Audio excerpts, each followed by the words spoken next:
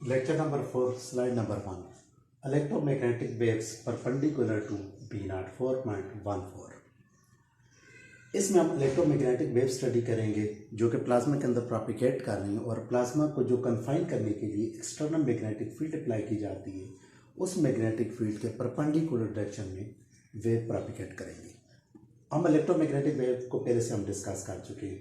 Let's suppose ये electromagnetic wave है, इसके एक प्रोपिगेशन वेक्टर के E1 B1 E1 और B1 इलेक्ट्रोमैग्नेटिक वेव की अपनी जिनके small sinusoidal oscillating electric field और मैग्नेटिक फील्ड्स होती है और बी नॉट वो मैग्नेटिक फील्ड है जो प्लाज्मा को कन्फाइन करने के लिए जिन्हें एक्सटर्नली अप्लाई की जाती है और B1 इलेक्ट्रोमैग्नेटिक वेव के साथ एसोसिएटेड मैग्नेटिक फील्ड है और E1 भी उसके साथ एसोसिएटेड है।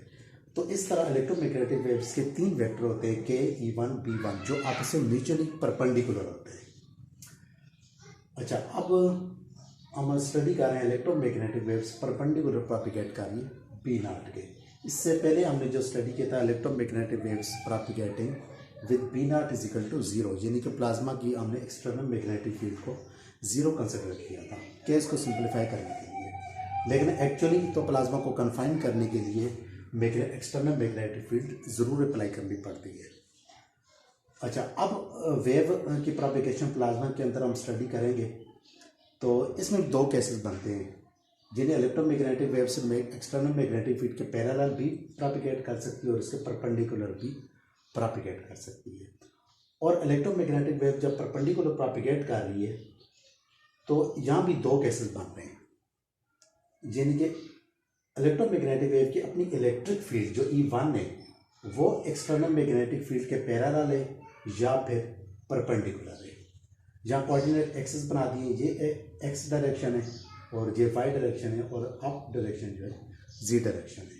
लेट्स वो जी डायरेक्शन की तरफ एक्सटर्नल मैग्नेटिक फील्ड अप्लाई की गई और वे प्रोपिगेट कर रही है एक्स डायरेक्शन में, जिनके के परपेंडिकुलर है पी नॉट के, और इस केस में भी के परपेंडिकुलर है बी नॉट के।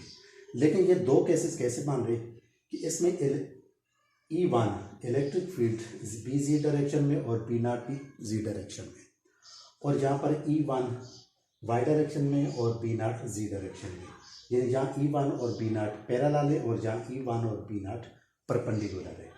तो ये सिंपलेस्ट केस है जिसमें E1 बी नॉट के पैरेलल है और इस केस को कहते हैं ऑर्डिनरी वेव या ओ मोड भी कहेंगे, और ये बनेगा एक्स्ट्रा ऑर्डिनरी मोड। ये ज़रा कॉम्प्लिकेटेड है, इसको हम बाद में डिस्कस करेंगे। इस लेक्चर में हम सिर्फ ऑर्डिनरी वेव ओ मोड को डिस्कस करेंगे।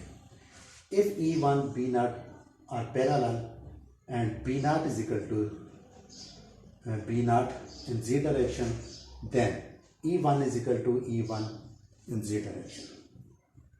जिनके अगर E1 और B नॉट पैरेलल हैं और B नॉट अगर जी डायरेक्शन में है तो इसका मतलब E1 भी जी डायरेक्शन में, और K प्रोपिगेट कर रहा है, K की डायरेक्शन जो है वो एक्स डायरेक्शन में। तो अब हम इसका डिस्पर्शन रिलेशन कैलकुलेट करेंगे कि अब इसका डिस्पर्शन रिलेशन ओ मोड का क्या बनता है। The wave equation for O mode is still given by equation 4.81। इससे पहले जो हमने electromagnetic waves propagating with B not is equal to zero के लिए स्टडी किया था, तो इसका भी डिस्पर्शन रिलेशन वही बनेगा, क्योंकि इसमें भी वेव इक्वेशन वही बनेगी जो हम पहले यूज कर चुके हैं। यानी कि ये वेव इक्वेशन हमने कैलकुलेट की थी मैक्सवेल की कर्ल इक्वेशन से, यानी डेल क्रॉस ई और डेल क्रॉस बी जो इक्वेशन से, उससे ये वेव इक्वेशन कैलकुलेट की गई थी। और जहाँ पर करंट डेंसिटी को वेलोसिटी की फॉर्म में लिखा गया है। अच्छा, अब ये वेक्टर इक्वेशन है और इसका सिर्फ हम जी कंपोनेंट लेंगे। जी कंपोनेंट इसलिए लेंगे कि इलेक्ट्रिक फील्ड सिर्फ जी डायरेक्शन में, तो लिहाजा इसका सिर्फ हम एक ही कंपोनेंट लिख सकेंगे। इसका जी कंपोनेंट लिखेंगे तो ये इसका सिर्फ जी कंपोनेंट आएगा, और यहाँ जो वेक्टर है वी, इसका भी जी कंपोनेंट आएगा। अच्छा, अब हम VE1G यानी कि इलेक्ट्रॉन की वेलोसिटी इन जी डायरेक्शन, और वो हम कैसे कैलकुलेट करेंगे। For VE1G the G component of equation of motion for electron is given. Equation of motion लिखेंगे इलेक्ट्रॉन के लिए और इसका सिर्फ जी कंपोनेंट लेंगे तो ये रिजल्ट आ जाएगा। इसमें जो यहाँ पर एक और टर्म है वी क्रॉस बी वाली टर्म कैसे जीरो होगी कि हम इसका सिर्फ जी कंपोनेंट ले रहे हैं और मैग्नेटिक फील्ड भी जी डायरेक्शन में है, तो लिहाजा वी क्रॉस बी भी ज़ीरो होगा।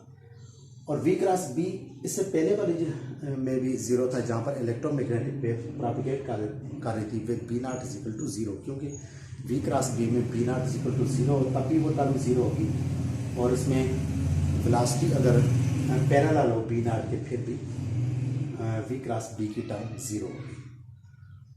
So using this into equation 1, यानी जहाँ से VE1 जी को कैलकुलेट किया और ये बनाए, इसको हम जहाँ पर यूज़ करेंगे तो ये हमारे पास डिस्पर्शन रिलेशन आ जाएगा किसका, ओ मोड का।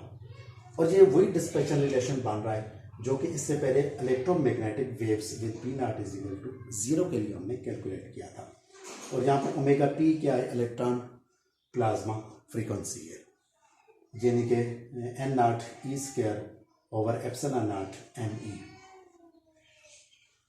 तो इस डायग्राम के अंदर क्या शो किया गया है, इसमें ये शो किया बी जी डायरेक्शन में और के एक्स डायरेक्शन में।